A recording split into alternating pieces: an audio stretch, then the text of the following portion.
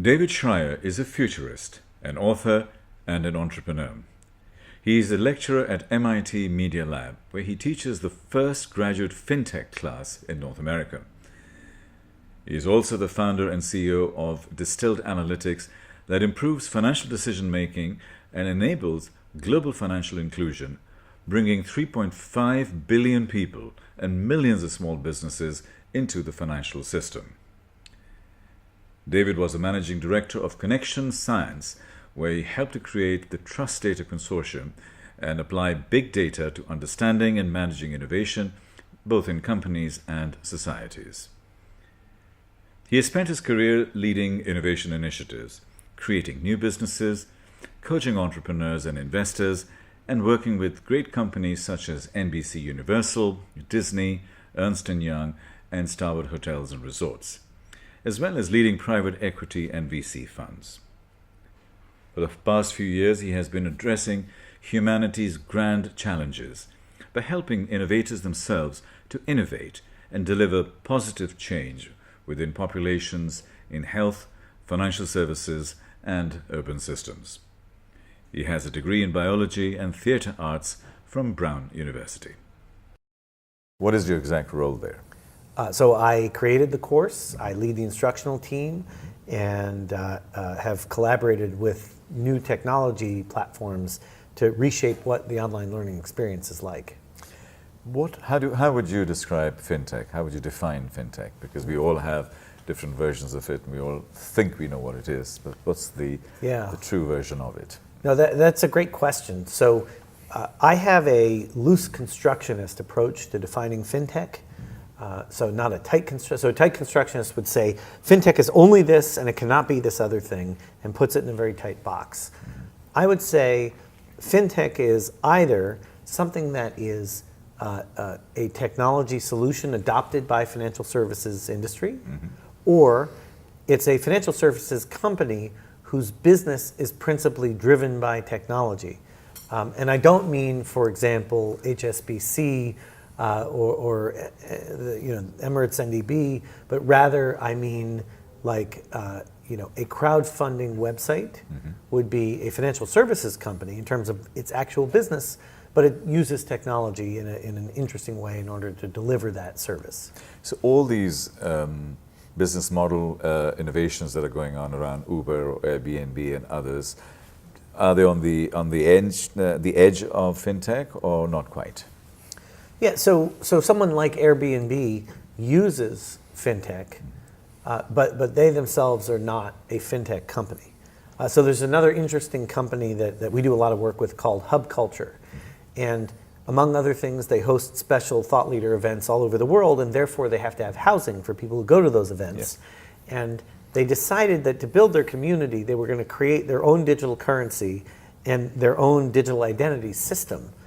So they have an asset-backed digital currency that's called VEN. But I would not call them a fintech company. They're someone, despite their many financial innovations, they're really a community enablement platform. Moving forward, the word blockchain gets thrown around, Bitcoin gets thrown around. We don't really understand it. How is blockchain, how would you define blockchain, and how is it likely to impact our lives?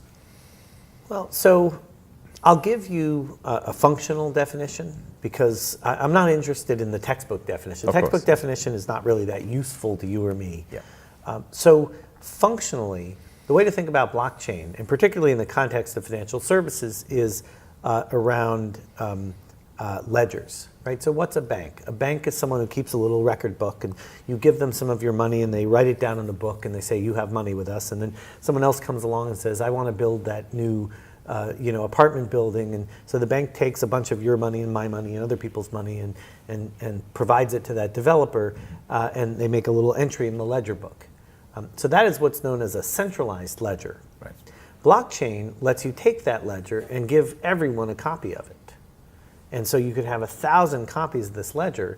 And so what that means is it's very, very hard to forge, to corrupt, because you would need to have 1,000 people all agreeing to change the record of that ledger, whereas with a centralized ledger that a bank holds, you just need one person to change that entry in order to I mean, I'm oversimplifying, but that's Yeah, no. basically the key difference. But I've described it in the context of financial services. Personally, I think that there are some profound opportunities for blockchain technology in areas beyond financial services, where we get into data architecture and changing the way we relate to the world around us. So all these Internet of Things devices that we read about are going to have data, and they're going to have little processors, and they could better store that data and manage it in some kind of distributed ledger, as opposed to a centralized database, which is more of a target for a hacker. Would healthcare be one of the areas, or property, or that kind of infrastructure? All of the above. And, Yeah. and in fact, one of the most exciting areas, I think, is identity. And yet, it touches on financial services, because identity is the on-ramp for financial services. It's also the on-ramp for government benefits. It's the on-ramp for housing. It's the on-ramp for getting a job. Identity is a keystone for participating in society. And today, we exclude about 1.5 billion people in the world from having legal identity. Right. And so new digital technologies can help us sort of bring them into the financial system. And blockchain is a technology that can help make that sort of better, more robust, more scalable, more resilient. Is this one of the missions in your life, to reach the unbankable or unbanked today? Absolutely. So in addition to work on identity and the unknown, they are a subset of the somewhat larger 2 billion people in the world who are unbanked. And there are many reasons why they're unbanked, and it's holding back growth globally.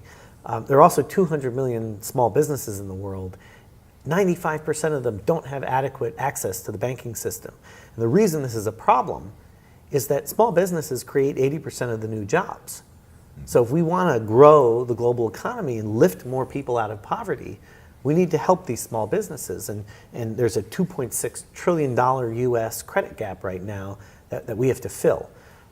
So I personally am working on a startup company called, aside from my work at MIT, working on a startup company called Distilled Analytics that is trying to help with this issue of better credit models that would let you bank the unbanked person, or let you extend credit in an intelligent fashion to a small business. This podcast is going to millions of people within the emerging markets, including the Middle East and parts of Africa. You mentioned Africa earlier on, and you very interestingly said that that's the miracle that's about to happen, that we can reach out to. Could you explain that a wee bit more, please? Absolutely. So, and I get myself into trouble when I say things like that, because there are many people who have been predicting the African economic miracle for decades, and it hasn't happened yet, or it's happened in parts, but not across the board. And so the things that I look at are digital inclusion, and digital inclusion then opens up things like identity and financial services and health services and other things. So there are right now about 1 billion phone subscribers in Africa. Right now there are about 200 million smartphone users in Africa, and that's going to grow to more like 500 million within 3 to 5 years. And the reason that's important is that once you have one of these devices, a smartphone of some kind in your pocket, you are able to engage with the world in a totally new way. You can learn new skills, you can do your banking, you can connect with your friends, you can do all sorts of things that are much, much harder to do if you're not digitally enabled, if you're not included in the digital world. But Africa actually leapfrogged Yes. this entire space, and they went straight into the mobile space. Absolutely. And so is that really the key to connect to their mobile, connect to the cloud? It's beyond mobile, it's the smartphone. Okay. If you add to this very deep mobile penetration the added element of the smartphone, now suddenly we have a recipe for transformation. Yeah.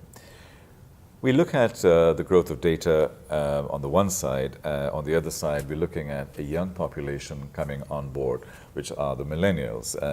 And if you look at statistics, over 75% of the millennials want to transact with people that they are comfortable with and they trust. What are your thoughts on that in terms of how it will affect banks, how it will affect insurance companies and all the financial institutions? Because the young people just don't trust them.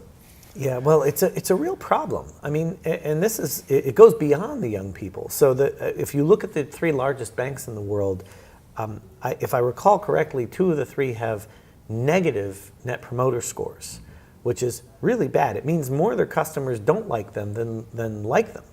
And that's no way to run a business. And so young people have grown up in an era where they've only seen bad things associated with banks. They saw, a financial crisis. They saw another financial crisis. They see bank CEOs going to jail. They see bank CEOs being fined.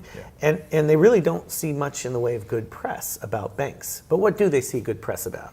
They see good press about, their own personal experiences effectively, because their friends tell them on Facebook or Instagram, oh, I just had this great experience with Zappos. They sent me these shoes and they were so nice to me on the phone. Like, oh, I trust Zappos, or I trust Amazon, or I trust Google, or the list goes on. But there are a lot of these tech companies that young people work with that or use, and they do trust them.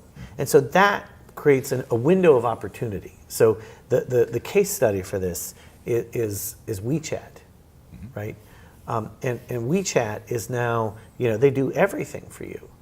It's not just your communications platform. They have lending and current account products and all sorts of other things that they're able to do because they know who you are and they sort of have an embedded role in your life. And so young people trust those kinds of companies a lot more than like big banks. One of the phrases that I use is data is the new oil. And we're in an oil environment, so it's quite relevant. Our intelligence and our thinking is the new gas, the new petrol that drives the engine. But it's trust and credibility that will drive the future. Is that something that you find when you go into the fintech world, and whatever resistance that you get, that you feel that trust is really the key?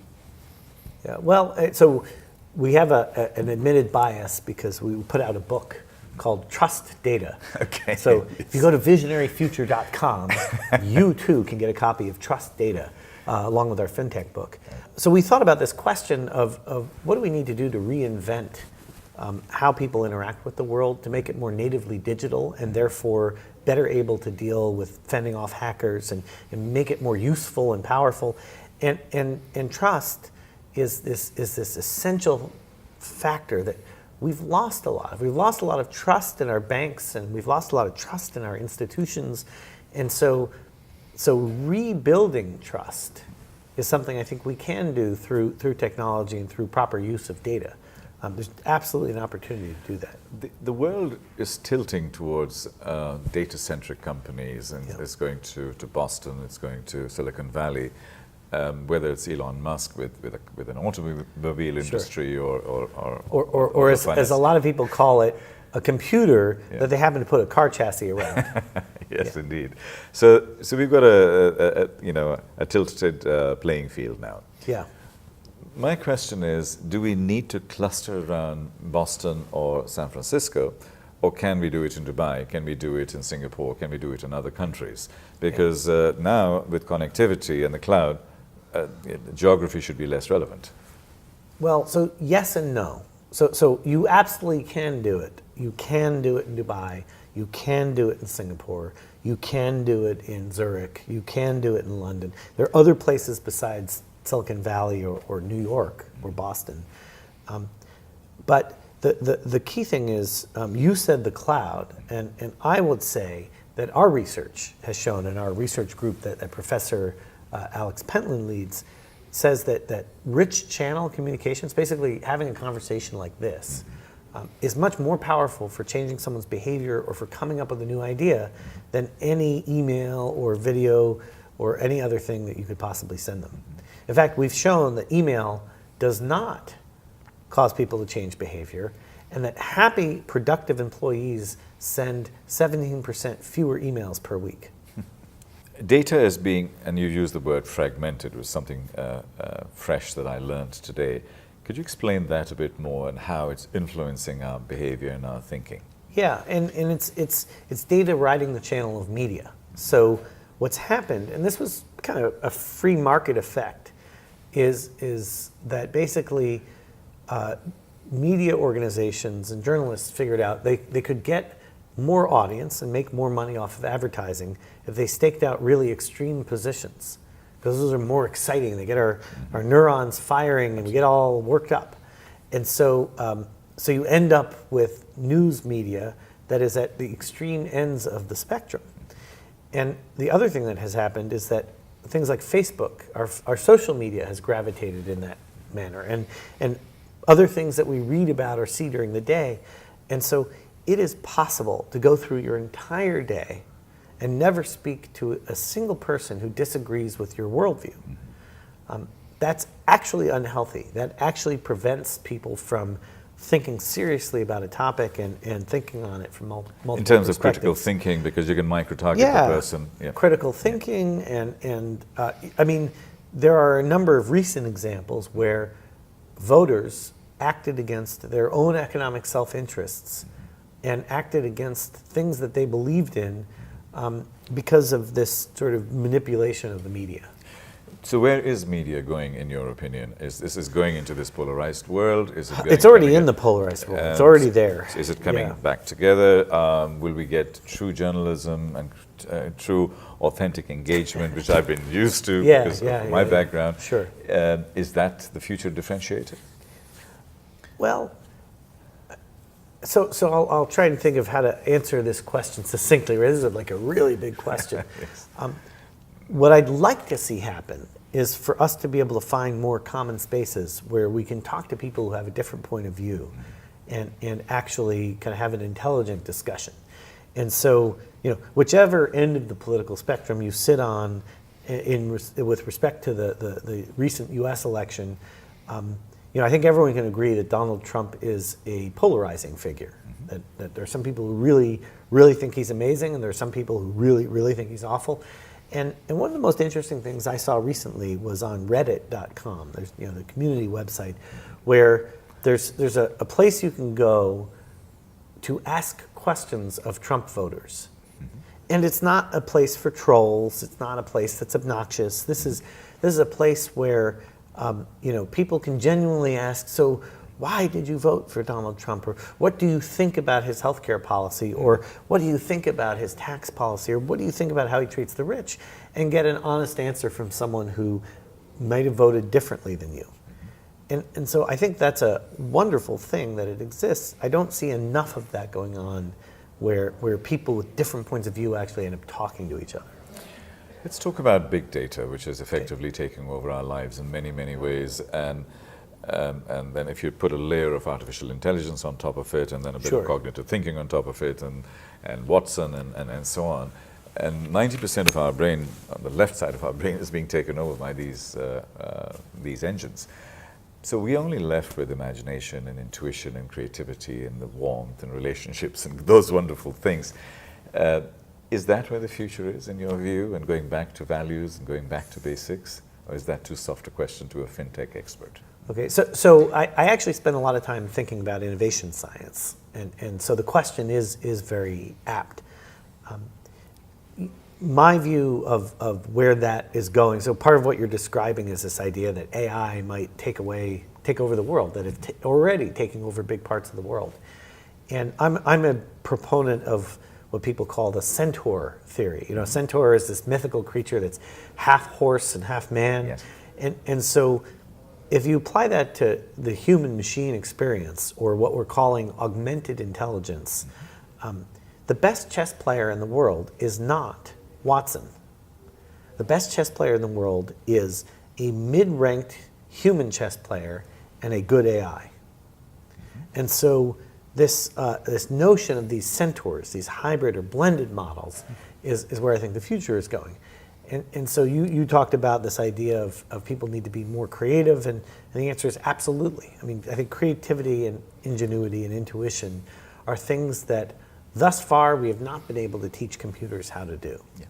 What about technology versus humanity? Because what are the kinds of social constructs do we need to rethink in terms of the technology can balloon and become huge, but how do we overlay our humanity and how do we really just manage that? And what's that crossover point where they'll go beyond management? Right. And what do we need to do to avoid that in terms of compliance, in terms of all of those good things? The kind of notion of how do we grapple with humanity in the face of technology disruption is something that many people have been struggling with for years. For my part, the way we've dealt with it is that we've done things like in our big data and social analytics class, so we put a class online that we taught about big data, we included a substantial portion of ethics content. Okay. Because once you get into big data, you inevitably are drawn into that question of data is the new oil. Yes. But when you say data is the new oil, what you really mean is my data is your oil.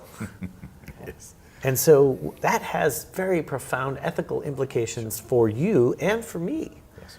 And so one way that I'm trying to help with that is to train data scientists as they're at the beginnings of their careers on thinking differently about how they do what they do and why they do what they do.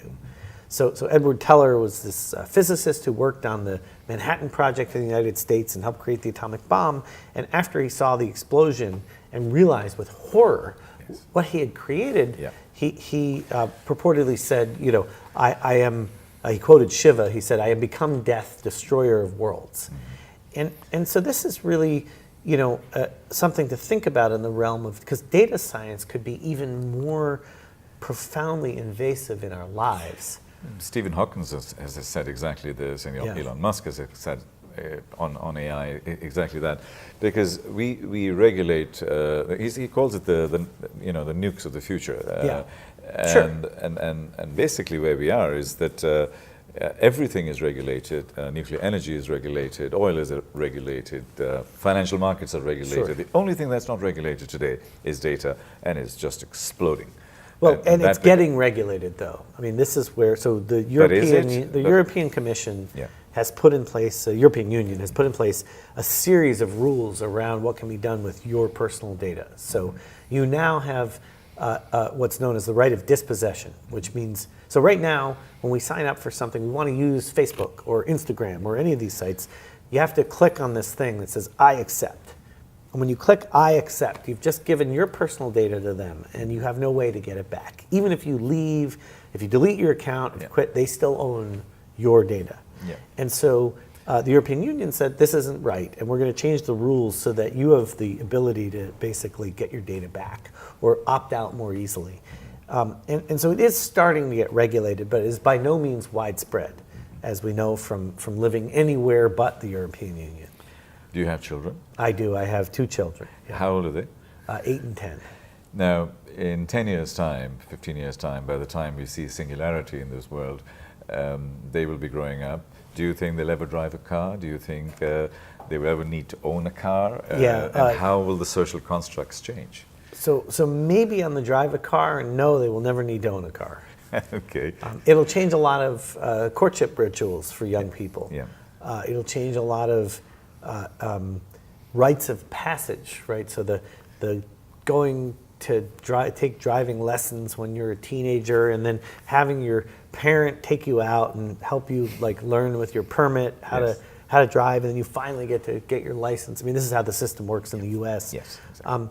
That all is going to go away because we just pick up our phone and we hit Uber, and Uber picks us up and drives us somewhere. In terms of their learning and education, one of the phrases that I use, education is dead, long live learning. Yes. And then learning how to learn and so on. How do you actually empower your children, since you're a scientist yourself, and you mentioned that your wife is in the healthcare sector, so you are the really future advanced parents. Well, how do you deal with that, and what do you tell them? This is, I mean, I do try and limit their screen time, because it turns out it's really important that we learn how to interact in the real world. Yeah. And I do try and provide them varied and diverse experiences, but I also don't pretend to hide under the rock of Luddism, that the saying that all technology is bad or evil. So I bought them laptops, and I've bought them what I consider to be better games for the Xbox. So like Let's Dance, which is an actual sort of exercise game that's fun. Rather than buying them games with lots of guns and killing people. Sure. David, you've been very, very indulgent with your time. We're very grateful. Are there any things that I may have missed that you'd like to mention? Any core messaging to the emerging markets that we are addressing or to young people in this region, either on fintech or on technology in general? Yeah, so I would say that this is a time of tremendous opportunity. I would say that young people should be fearless and bold. They should take risk. Now is a time where the world is changing so fast that you can create a new future for yourself if you're willing to take that leap. One final question, which culturally is very difficult in this part of the world, Yeah. and that is the word failure. This country, this part of the world, does not understand, culturally or otherwise, Yeah. the meaning of failure. While in Silicon Valley or in Boston, we tinker and we fail and we learn, and that's literally something that you work with. Yes. It's an expression. It's fail fast. Fail fast, fail Yeah. forward. So what are your thoughts in terms of failure within this kind of fintech space and the technology space? Because the vast majority of the companies over the next 5 years are not going to make it. Absolutely. So failure, 90% or more of startups are going to fail. Statistically, this is what we know from decades of starting companies and looking at startups. And so it's important that people understand that is a natural and healthy evolution. In fact, what I tell innovation executives or people at big companies or entrepreneurs, if you're not failing 80% of the time, you are not taking enough risk. You are not trying enough new things. So failure is actually healthy and important. And so I would advise both the young people who are thinking about maybe starting something and also the other folks around them, employers who might hire someone after their startup, or investors who might look at someone who had a business that didn't work out and now they're raising money again, and say, here's an opportunity potentially to have someone who is older and wiser, if you would, and has learned from certain experiences, and that this is a natural part of a healthy startup ecosystem. Let's imagine that we're in a time capsule and we projected ourselves to your 85th birthday. And so David's there and everybody's come to sort of see you there. What will we be celebrating? What has David achieved? What is his legacy? He's helped 1 billion people in the world enter the financial system. And what are these people saying? So they're saying, I was able to get a loan and build my business because David's company helped me out. I mean, that would be something that I would like to see happen in the world. And that's the kind of challenge that we put forward to the young people we teach in our classes. You know, we have a whole entrepreneurship program, and we say to them, solve a problem for 1 billion people. Yes. We don't expect all of them to magically have companies that scale to 1 billion people, but we want them to think big, to be audacious, to make a difference. David, real pleasure, real privilege. Thank you. Thank you, sir.